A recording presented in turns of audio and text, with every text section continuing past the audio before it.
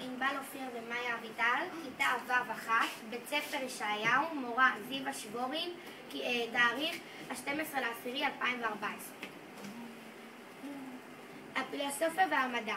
הפילוסופיה והמדע זה אהבת החוכמה שעסקה בתפקידם של ההיגיון והחקירה בבניית מאגר הידע ואומנות האנושית. המדע והפילוסופיה המערבית המודרנית נשענים על יסודות רבים שהניחה הפילוסופיה היוונית. הפילוסופים היוונים לא הסתפקו בהבנת עובדות לגבי העולם, אלא ביקשו למצוא להסבר להם. לדוגמה, מהם החיים, איך התחיל היקום ומה הדברים עשו. הם עסקו בחקר העולם, כיצד הוא נוצר ומהיכן.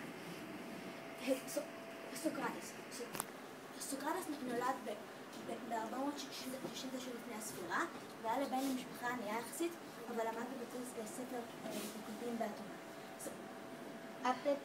אפלטון נולד ממשפחת אצולה באתונה, ובקלות רבה היה יכול להגיע לעמדה של הכוח. אריסטו נולד ב-322 לפני הספירה, בגיל 17 עבר לאתונה והחל ללמוד באקדמיה. חידון, מה פירוש המילה פילוסופיה? ניתאי